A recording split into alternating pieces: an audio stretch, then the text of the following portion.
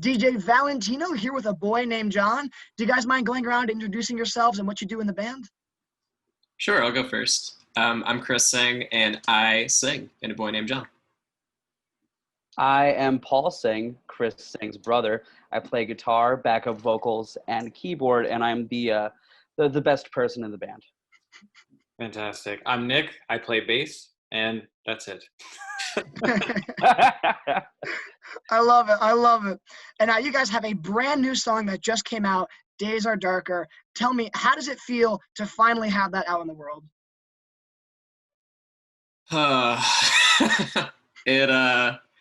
It's a long time coming, and I am very grateful that we have new music out in 2020, possibly the worst year ever to happen in our existence. And I think it's definitely the one of the few, positive things to come out this year, for sure. At least from our perspective. Right.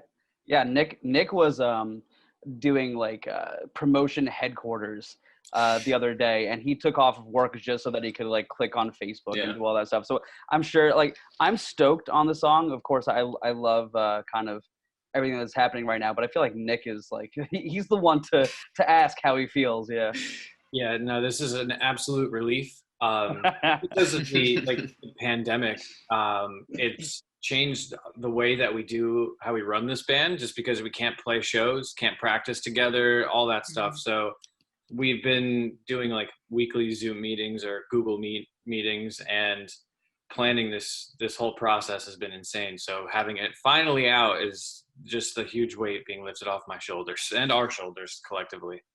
Definitely. And especially the more artists I talk to that have released new music in 2020, they've had to wait and sit on a lot of this music for a long time. How long ago did you finish the song, and how long did you have to wait before you had to put it out because of the pandemic and the whole circumstance? Do you want the entire timeline? If possible, I'd love it. Okay, so we recorded the song back in December, probably like mid-December. I actually recorded it on my birthday, believe it or not.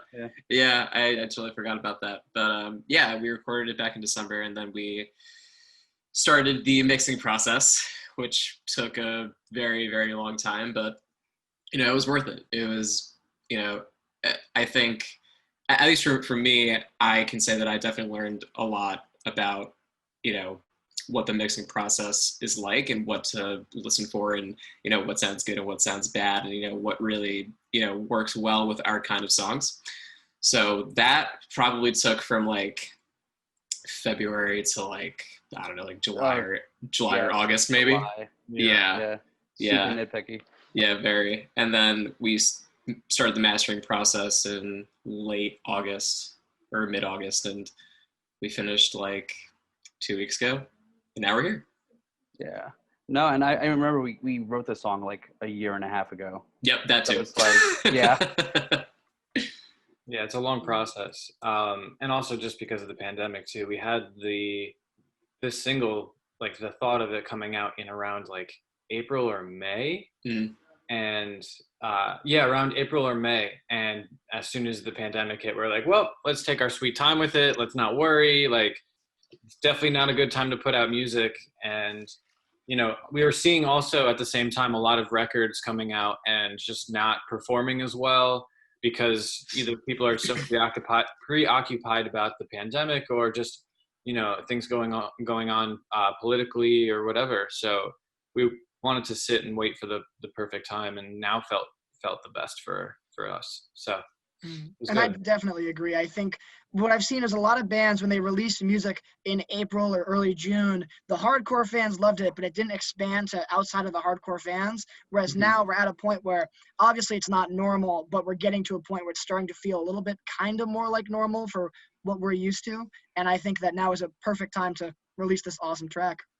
Thank you. Yeah, definitely. And like, it's great seeing, like, it was interesting because this past Friday was probably the craziest new music Friday I've seen in so long. You had new Deftones, new Idols, you had the new Neighborhood record that came out, Mayday Parade put out a new song, I think MGK put out his new record, and tons of bands and artists putting out new music, and it was like so overwhelming on top of our own song coming out that like seeing all of that too just felt really great. And it felt like the music industry and just the music community had like at least a new, a holiday almost, or like a day to celebrate something, because it's been so down lately, and just having an overwhelming amount of music felt pretty good to have. So Definitely.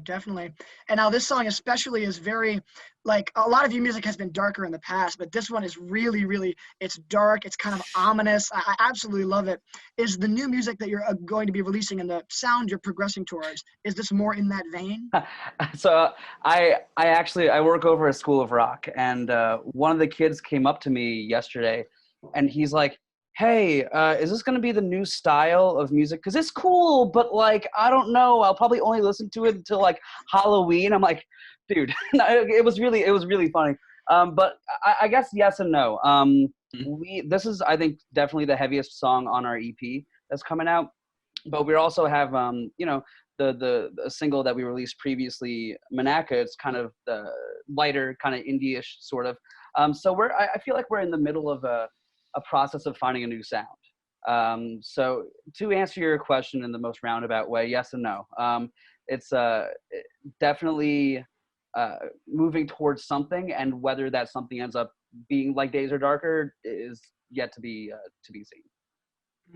Also, happy 1-year anniversary. Manaka came out a year ago today by the time we're filming this. Super awesome milestone.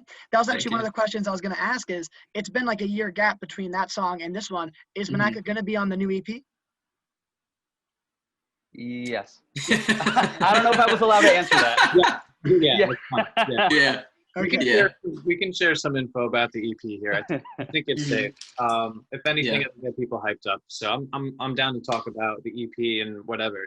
I think if that's okay with you guys too. Yeah, I was like, I wanted to say yes, but then I also like imagine you were just gonna reach through the computer and strangle me. So yeah. I love it. Just the exchange of glances that everyone looked at each other like, can we? Yeah. Absolutely. I'm down for that. So I know that obviously everything was pushed back, but do you guys have an expected time frame? Or I know you can't give like a release date, but when do you think around this EP is going to come out?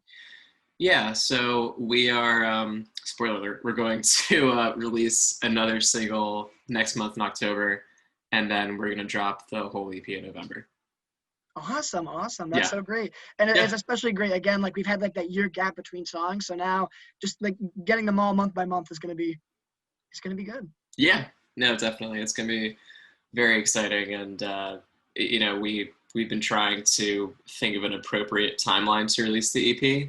And one of the hurdles that we've been talking about is trying to avoid election drama. And we've decided that there is no possible way that we're going to avoid election drama, regardless of the fact. So, yeah. That's a good point. Mm-hmm. And with Days Are Darker, you worked with producer Brett Roms. And did you also work with him on this upcoming EP? And if so, how was that experience? Dude. Go ahead. Yeah, we did. We worked on the whole EP with him. We tracked all the songs in 1 week in December, and it's just such a blast to work with him. He is such a blessing, and I can't say enough nice things about him. I really can't, and I'm sure Paul and Nick can talk more about how much they love him. And I think all of us collectively, like, we want him to be our dad.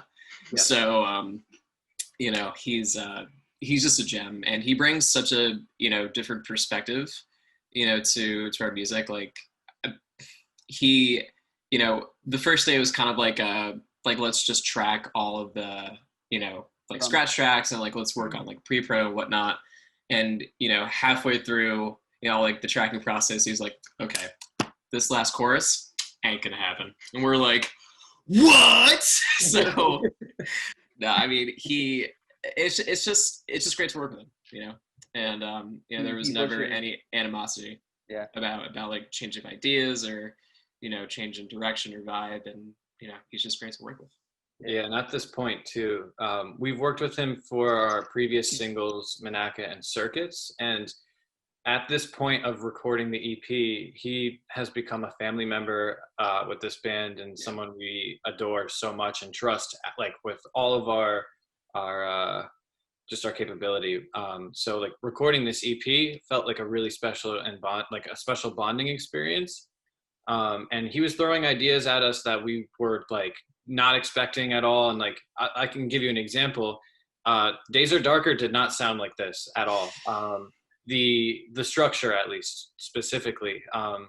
So we like, and in the process of the studio, like recording it in the studio, he was giving us our ideas, and we were just very hesitant at first because it was so fresh and new. And then as we tracked it and started to see the life of the song progress, we were just like, oh yeah, this is definitely the best way to present this song. But yeah, honestly, he's probably the best thing for this band in terms of like our musical style and our writing style, because we've learned so much from him, and he's been nothing but amazing for this band. Yeah, Brett's okay. He like takes like ideas that you guys didn't even think about, just like expands on them, kind of thing. That's incredible. Expands them or destroys them in the best way. Yeah. Destroys them and rebuilds them. Yeah, exactly. He's like the classic producer where I remember one time he told Chris, pick a color and swim in it. That's how you're going to track. And it's like, what are you saying? But it's, he's that kind of guy. It's awesome. And it worked. It worked. And now that's actually a really good lead into another question I definitely wanted to ask you guys. We hear a lot about like the physical, okay, how I warmed up before this, how I did this, but the mental aspect of recording like any music, but especially this new EP, can you give me any insight into kind of where your headspace was and what the mindset you went into recording was? Who wants to take that one first? I'll handle that one. So yeah, as far as the headspace going into recording, it's actually, I think it might be my favorite part about being in a band. So I love performing. So the hierarchy goes writing way down here, and then performing, and then just a little bit above that is recording. And I love recording almost because it's like a reality check. You can play all the parts live and you think you sound great, but then when you're in the recording studio, it's like, oh, I need to get it together. So like I enjoy it. I view it as a challenge.